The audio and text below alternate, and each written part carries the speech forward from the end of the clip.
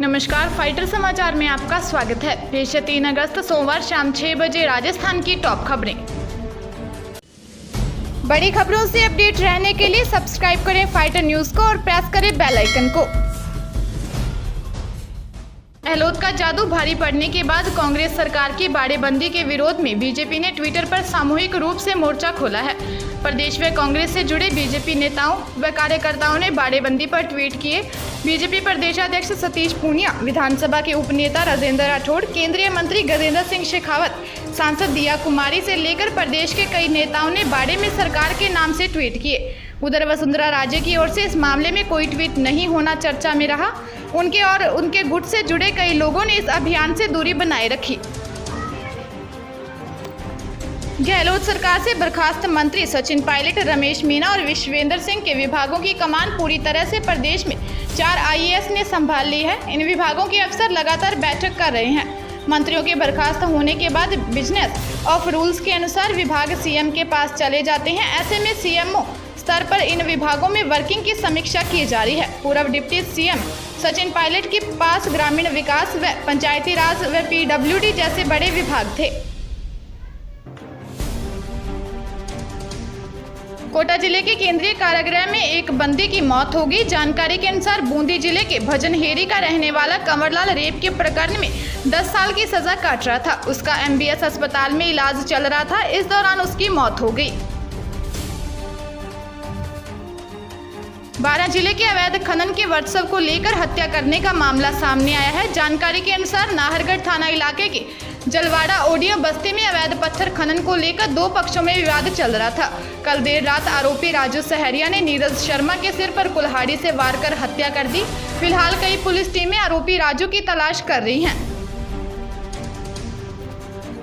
CBSE के result के बाद स्टूडेंट्स की मार्कशीट रिलीज कर दी गई है। कोरोना के चलते इस बार मूल्यांकन अलग तरह से हुआ और हर साल के मुकाबले रिजल्ट भी करीब 2 महीने देरी से आया है। इस प्रक्रिया में बच्चों की मार्कशीट में गलतियां सामने आ रही हैं। ऐसे में बोर्ड ने उन्हें अपनी मार्कशीट को सही कराने का मौका दिया है। बोर्ड का कहना है कि किसी भी तरह का बदलाव स्कूल के हेड के जरिए ही बोर्ड तक पहुंचाया जाएगा, जिसके बाद उम्मीदवारों के नाम या सरनेम में बदलाव के संबंधों में आवेदनों पर विचार किया जा सकता है।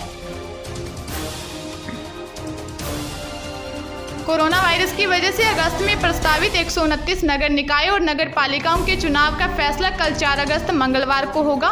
स्वायत्त शासन सचिव ने 29 जुलाई को चुनाव आयोग के पास एक पत्र भेजा और कहा कि अगस्त में प्रस्तावित नगर निकायों के चुनाव आगामी 3 मई या कोरोना वायरस की स्थिति सामान्य होने तक चुनाव टाले जाएं।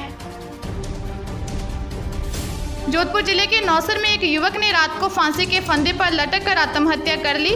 बताया जा रहा है कि लछानिया की ढाणी निवासी खेमाराम जाट के खिलाफ एक व्यक्ति ने लज्जा भंग की रिपोर्ट पुलिस को दी थी। इसको लेकर गांव के मौजूद लोगों ने राजीनामे की कोशिश भी की थी। उसमें 51,000 रुपये मांगे जाने की बात सामने आई। उसने ये रुपए देने में असमर्थता जताई। उसने देर शाम 5 पन्नों का सुसाइड नोट अपनी फेसबुक आईडी से पोस्ट किया और ढाणी से दूर एक धोरे पर जाकर पेड़ पर फंदा लगा लिया। राजस्थान कर्मचारी चयन बोर्ड जयपुर की ओर से प्रयोगशाला सहायक ग्रेड तृतीय भर्ती 2018 में चयनित 1084 अभ्यर्थियों को इसी माह पोस्टिंग मिल जाएगी। माध्यमिक शिक्षा निदेशालय की ओर से चयनित को जिला आवंटित कर दिए गए हैं। जिला स्तर पर काउंसलिंग के जरिए इनको पदस्थापन दिया जाएगा। माध्यमिक शिक्षा निदेशक सौरभ स्वामी ने इस संबंध में समस्त जिला शिक्षा अधिकारी माध्यमिक को निर्देश जारी किए हैं। टीएसपी क्षेत्र में 140 और नॉन टीएसपी में 944 को नियुक्ति के लिए जिले आवंटित किए गए हैं। जोधपुर शहर के मथानिया व कुडी थाना क्षेत्रों में चोरों ने 2 मकानों के ताले तोड़कर नकदी और सोने चांदी जेवर के साथ बच्चे का गुल्लक तक चुरा लिए।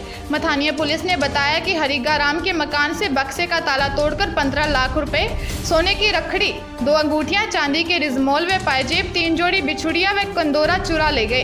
वहीं दूसरी ओर कुडी थाना इलाके के सेक्टर नंबर 1 में रहने वाले बीएसएफ के रिटायर्ड कमांडर पोल सिंह के घर से चांदी का सामान और बच्चे का गुल्लक तक ले गए।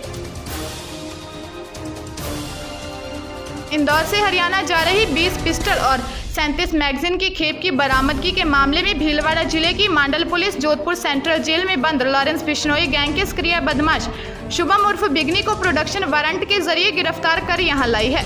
अब शुभम से पूछताछ में खुलासा होगा कि ये हथियार हिसार में किसको सप्लाई किए जाने थे और किन हथियार तस्करों से खरीदे गए।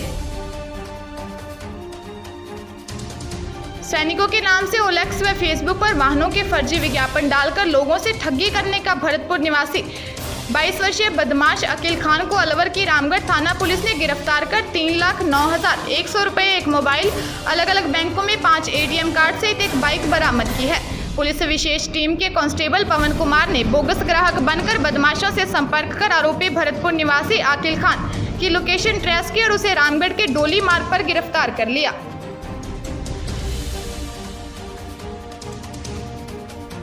बीकानेर जिले में ओबीसी बैंक प्रबंधक पर स्वयं को लाभ पहुंचाने के इरादे से धोखाधड़ी कर लाखों रुपए गबन के आरोप में कोटगेट पुलिस थाने में मामला दर्ज करवाया गया है। IGSF बीकानेर निवासी हनुमान एग्रो प्रोडक्ट के पार्टनर चांदरतन ने ओबीसी बैंक का गोगा गोट बैच के मैनेजर, CGRCML के डायरेक्टर ओम प्रकाश, अमन चौधरी, निर्मला, अशोक सेन, हरविंदर सिंह एवं मान्यता एग्रो इंडस्ट्रीज के डायरेक्टर ने मिलीभगत कर षड्यंत्र पूर्वक गवार के बाबत बैंक में जमा लाखों रुपए और माल खुर्द-बुर्द करने का आरोप लगाया है।